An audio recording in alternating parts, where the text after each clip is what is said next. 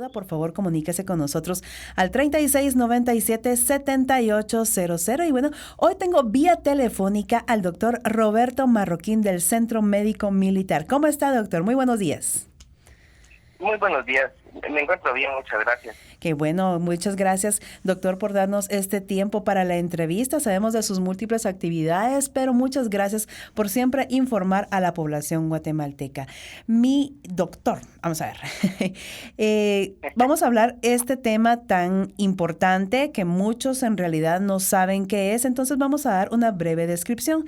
Amigo Radio Escuchas, le comentamos de que también nos puede seguir a través de nuestras redes sociales, Facebook, Instagram, Twitter, YouTube y TikTok como @ejército-GT oficial. Y hoy vamos a hablar de las enfermedades tropicales. Sabemos el término de lo que es enfermedades, pero tenemos un poco de duda de lo que son tropicales, o sea, cómo pueden ser enfermedades tropicales, tal vez en una área, tal vez, pero acá tenemos al experto en el tema, el doctor Roberto Marroquín. Por favor, doctor, ¿qué son las enfermedades tropicales?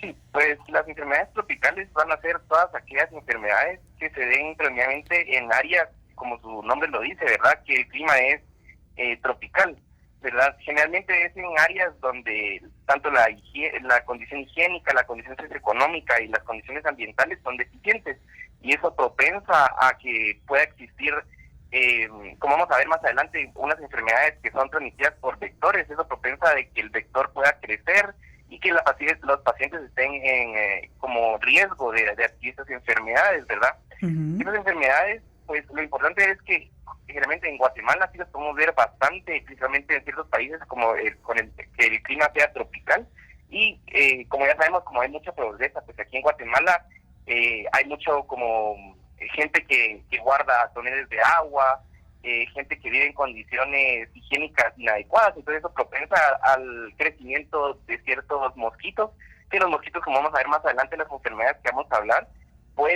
son los que transmiten la enfermedad. Entonces todas estas enfermedades tropicales, la verdad que en Guatemala sí son bastante comunes, y en el hospital aquí en el Centro Médico Militar sí vemos bastantes pacientes que por ejemplo vienen con dengue, hemos visto pacientes que vienen con enfermedad de Chagas, ¿verdad? Que todas estas pues son enfermedades tropicales, son generalmente causadas por un vector. Para hablar solo un poquito, para que todos sepan, pues el vector va a ser un organismo que va a transmitir el parásito. Generalmente el vector en mayoría de enfermedades son mosquitos, que el mosquito al picar a una persona que por ejemplo tiene dengue, va a agarrar el parásito, lo va a meter en su cuerpo. El ciclo de vida del parásito ahí es donde evoluciona, y posteriormente cuando pique a alguien más va a transmitirle la enfermedad, ¿verdad? Entonces por eso es que es bastante importante saber los vectores de las diferentes y cómo es que se reproducen, porque por ejemplo con eso podemos tomar medidas para evitar estas enfermedades tropicales. Por ejemplo, utilizar repelentes para insectos, podemos utilizar esos espirales contra mosquitos, que imagino que todos los que están escuchando saben que son esos espirales verdes. Exactamente. Que utilizamos para repeler mosquitos, aerosoles, ropa de protección y mosquiteras, que eso generalmente se tiene que utilizar en niños, ¿verdad? Porque los niños obviamente están propensos también a recibir esas enfermedades, y utilizar mosquiteros en sus cunas es la manera principal para protegerlos durante la noche. Exacto, esas son una de las medidas que podemos tomar para evitar estos vectores. Usted mencionaba, doctor, los vectores, que podemos decir que es el sinónimo de los mosquitos, o sea, es el agente transmisor de la enfermedad. Sí, digamos, no siempre todas las enfermedades son mosquitos, pero la mayoría sí. Por ejemplo, dengue, Zika, sí son mosquitos, que el que se llama Aedes aegypti o Anopheles. Pero hay otras enfermedades, como por ejemplo la enfermedad de Chagas, que como su nombre lo dice, son las chagas las que producen esta enfermedad. Hay otros, por ejemplo, que son los caracoles, ¿verdad? Que vamos a hablar más adelante también. Ya le entiendo. Bueno, y usted nos estaba mencionando algunos así brevemente, pero más específicamente, doctor, ¿cuáles son los tipos más comunes de enfermedades tropicales? O no sé si se le puede también llamar infecciones. Sí se puede llamar infección. Ajá. Sí, lo englobamos como enfermedades tropicales por lo mismo de que sean zonas tropicales. Pero al fin y al cabo es una infección de un parásito en nuestro organismo, ¿verdad? Entonces, como usted mencionaba, pues vamos a dar algunos ejemplos. El que vamos a hablar primero y el que es más común, ¿verdad? Y que toda la población sabe, es el dengue, ¿verdad? Exacto. El dengue pues pertenece a es un tipo virus, que es un clavivirus. Generalmente ahorita se han descubierto que para el hombre hay 4 tipos de serotipos, el DEN1, DEN2, DEN3 y DEN4, ¿verdad? este va a ser transmitido por la Aedes aegypti, que es un tipo de mosquito. Entonces, eso es lo importante, porque, digamos, como le comentaba, pacientes o familias que recolectan agua y los mantienen en toneles, generalmente las larvas o los mosquitos van a depositar sus huevos en la orilla de los toneles del agua, porque ahí es donde generalmente van a crecer y desarrollarse. Entonces, esos pacientes pues están más propensos a adquirir esta enfermedad, ¿verdad? Entonces, pues el dengue su sintomatología puede variar, la verdad. Podemos tener la fiebre del dengue, que es generalmente como vienen todos los pacientes. Son síntomas de fiebre, generalmente van a tener mialgia, que es dolor muscular, artralgia, que es dolor articular, ¿verdad? Puede tener un sarpullido o un como rash en la piel, pero generalmente se va a autolimitar y el paciente pues solamente lo va a sentir como una gripe más fuerte, digamos.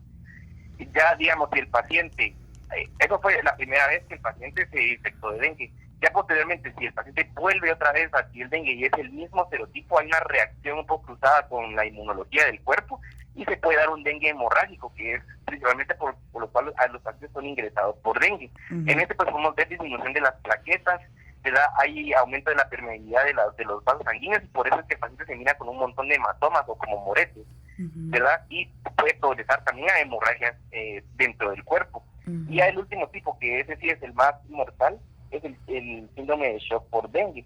Este realmente es muy raro y lo característico de él es que el paciente, por tantas pérdidas de sangre y por la misma reacción inmunológica inflamatoria, va a presentar hipotensión.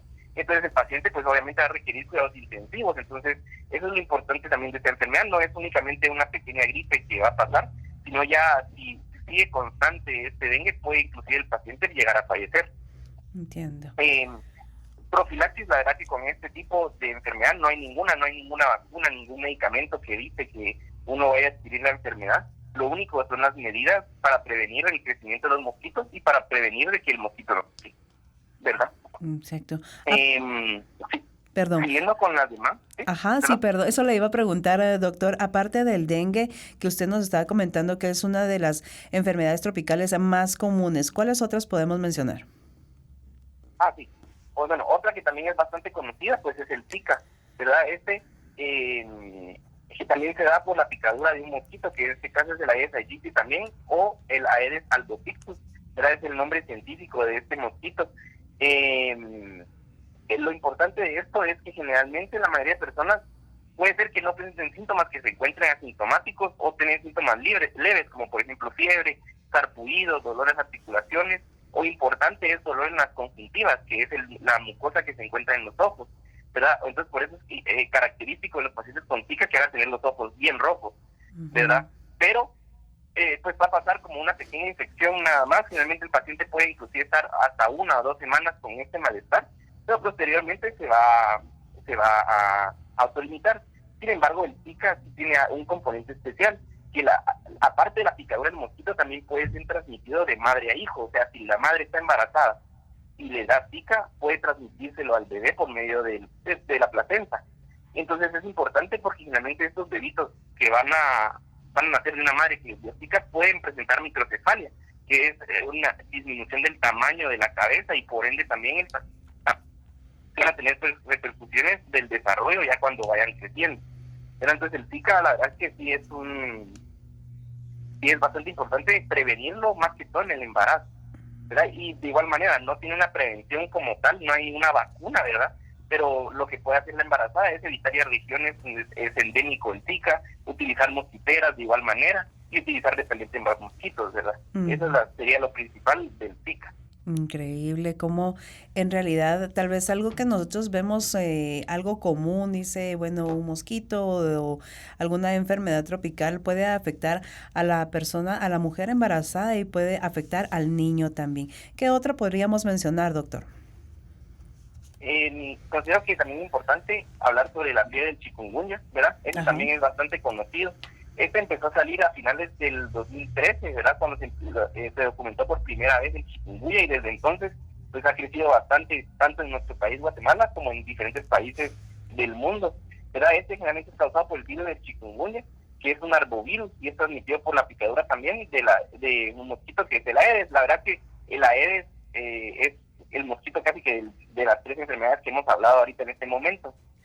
Lo importante de esto es los síntomas comunes que va a presentar el paciente, puede ser fiebre, igual manera artralgia, que es dolor articular, pero no solo en una sola articulación, digamos, no solo en las articulaciones de los dedos o de las articulaciones de los pies, como es en el dengue. Generalmente en el chikungunya va a ser varias articulaciones al mismo tiempo, puede ser el hombro más los dedos, puede ser la cadera más la rodilla, ¿verdad? Eso es lo importante del chikungunya, va a dar bastante dolor de espalda, dolor de cabeza y erupciones cutáneas. Otros síntomas que pueden darse, que ya son un poquito más complicados, el paciente puede presentar úlceras orales como fuegos, digamos, le dicen coloquialmente. Hiperpigmentación de la piel, el paciente se va a ver con áreas, por ejemplo, de piel más oscura, va a presentar dolor de músculos, puede presentar dermatitis inclusive, fotofobia, que es la dificultad del paciente para ver la luz, o sea, el paciente, como por ejemplo un paciente que tiene mucha migraña, que no puede ver la luz porque le da más migraña, en los pacientes de igual manera por el dolor de cabeza, al ver la luz tanto solar como luz normal, van a presentar este dolor. Y el dolor retroorbital, que es un dolor alrededor de los ojos. Eso también es bastante importante y es bien característico de estos pacientes, ¿verdad? De igual manera aquí no es como que haya una vacuna como tal que podamos evitar que nos dé chikungunya, únicamente son las medidas de prevención de la picadura de los mosquitos. Lo importante de esto es que generalmente la vamos a buscar en un paciente que acaba de ir a un área tropical, por ejemplo el puerto o algún lugar donde da bastante calor, pero el tiempo de incubación es de 3 a 7 días. Entonces, si el paciente nos dice que la semana pasada justamente se fue de viaje y es un área endémica de chikungunya, este tiene que ser un diagnóstico, una sospecha diagnóstica para nosotros. De ahí tenemos que buscarla y descartarla. Exactamente. Bueno, doctor, hemos hablado de las principales, se puede decir, o más comunes enfermedades tropicales. Y ahora yo quisiera preguntarle, ¿cómo es que diagnostican ustedes las diferentes enfermedades? ¿Hay algún examen para cada uno? ¿Es uno en general y depende de los síntomas? Ustedes van diciendo, bueno, puede ser ustedes como médicos. Sí, la verdad es que hay diferentes métodos, ¿verdad? Por ejemplo, para el dengue, chikungunya y Zika, generalmente es la detección de anticuerpos IgM. Hay dos, generalmente llamamos dos tipos de anticuerpos, el IgG o el IgM. El IgM es los anticuerpos que a mí me da la infección ahorita y mi mismo cuerpo secreta ahorita los anticuerpos para atacar la infección. Entonces son IgM, o sea, en el momento. El IgG es ya posteriormente de que yo resolví la infección, esos anticuerpos quedan en el cuerpo, para evitar si en algún momento me da otra infección, atacarlo de una vez, no perder tiempo, digamos. Entonces, si el paciente en este momento tiene chikungunya, vamos a ver anticuerpos IgM en las pruebas de laboratorio. Uh-huh. Si el paciente tuvo chikungunya y ya lo resolvió, va a tener anticuerpos IgG. Sin embargo, otro tipo de enfermedad que no mencionamos, pues fue el paludismo o la malaria. Uh-huh. Para mencionarlo un poquito ahorita, porque ese sí tiene un método diagnóstico diferente. Generalmente va a ser también un tipo de parásito que se llama paludismo. Es otro nombre de la enfermedad que también es transmitido por el mosquito del anófeles. Generalmente va a picar en el anochecer y en el amanecer, entonces es cuando los pacientes son más vulnerables. Hay diferentes tipos, está el falciparum, el Plasmodium falciparum, el vivax, el ovale y el malariae. Entonces cada una de ellas pues va a tener diferentes métodos que son principalmente más dañinas. El paciente, lo importante con él es que al momento hay varias fases de esta enfermedad. Hay una fase que es hepática y otra fase que es dentro del eritrocito o el glóbulo rojo. Cuando está dentro del eritrocito, lo que va a hacer el parásito es básicamente destruir la célula por dentro. Entonces la célula literalmente va a explotar y va a atacar el parásito dentro del sistema circulatorio. Cuando se da este paso de que explota el eritrocito es cuando el paciente da fiebre. Y por eso es que generalmente los pacientes nos van a decir que únicamente les da fiebre en las noches. Entonces, en este tipo de enfermedades, la verdad es que ahí utilizamos un método diagnóstico que es una gota gruesa, se llama. El paciente tiene que tener fiebre en el momento de realizar la gota gruesa. Básicamente es pincharle con una aguja en el dedo, como cuando sacamos una prueba de glucómetro, ¿verdad? Y lo ponemos en una laminilla y la vamos a observar esa laminilla en un microscopio. Y el técnico que está realizando el estudio tiene que ver la presencia de los parásitos, ¿verdad? Porque como el paciente acá tiene fiebre, quiere decir que ahorita se dio la fase de que explota el glóbulo rojo. Entonces tendrían que verse en la circulación los parásitos. Y ahí es como se hace el método diagnóstico. Ya, muchas gracias, doctor. Ahora ya casi para terminar la entrevista, doctor, quisiéramos saber bueno, no es para que las personas allá en casa o en la oficina que nos están escuchando, pues se receten, se automediquen, pero ¿tienen diferentes tratamientos estas enfermedades tropicales? Sí, sí, como usted decía, pues sí, para mencionarlos, pues no es como que el paciente tenga que automedicarse, obviamente siempre hay que buscar una atención médica, ¿verdad? Porque Exacto, obviamente cada medicamento hay que individualizar el paciente. exacto. Sin embargo, lo importante de esto es cada tipo de infección pues va a tener un tratamiento diferente. Generalmente el dengue, chikungunya y zika, que es el que acabamos de mencionar, el tratamiento es únicamente sintomático. Básicamente es compensar los síntomas. Si el paciente tiene fiebre, darle algún antipirético. Si el paciente tiene diarrea, darle algún probiótico para mejorar ¿cómo es su biología? Ay, se fuera del nombre ahorita, todas las bacterias buenas que tienen el intestino, Ajá, ¿verdad? Sin embargo, ya hay otros tratamientos más específicos, porque, por ejemplo, cuando se trata por ejemplo, el cólera, ¿verdad? Que ese se dio principalmente en 1961. El cólera sí se utilizaba un antibiótico, que era la tetracyclina, además de rehidratar al paciente. Pero en este caso sí se utilizan antibióticos, aunque no en todos los casos. Por ejemplo, la malaria no utiliza un antibiótico como tal, sino es un antimaleárico, se llama, que es la hidrocloroquina. Es el tipo de medicamento que se utiliza para destruir el parásito. Entonces, sí hay diferentes medicamentos, generalmente en la mayoría va a ser solo sintomático, o sea, solo con acetaminofén o solo con diclofenaco, ibuprofeno, pero hay otras enfermedades que sí ya requieren un tratamiento más centrado y específico, ¿verdad? Y por eso es lo importante hacer bien el diagnóstico y consultar al médico para que le den el tratamiento oportuno. exactamente. Muchas gracias, doctor. Y como le repetimos a todos allá en casa, es muy importante que no se automediquen, que digan, bueno, tengo estos síntomas, entonces es tal. No. Siempre necesitamos el diagnóstico certero de nuestros médicos, ya sea que tengamos una cabecera o que asistamos a los centros hospitalarios. Doctor, me gustaría mucho que usted le brindara un mensaje a la población guatemalteca, refiriéndose también al cuidado que tienen que tener con las enfermedades tropicales. Sí, bueno, ahorita principalmente ya que ya viene Semana Santa y la época de calor aquí en Guatemala, Exacto. pues sí le recomiendo que sí es necesario ya empezar a cuidarse, ¿verdad? Conseguir repelentes, tratar la manera en lo posible de no acumular agua en toneles, en mantener limpio esas toneles también si se pudiera, ¿verdad? Si van a ir al puerto o alguna área endémica, pues siempre utilizar su repelente de mosquitos y evitar áreas donde se pueden observar acúmulo de mosquitos en el ambiente, ¿verdad? Como les comentaba, también otra sugerencia importantísima es no, como usted mencionaba, no automedicarse, ¿verdad? Porque les voy a explicar el riesgo de automedicarse de un antibiótico, es de que a la larga, si yo empiezo a tomar un antibiótico para alguna enfermedad que no es el adecuado, voy a crear una resistencia. Entonces, por eso es que se dan las bacterias que son resistentes a antibióticos.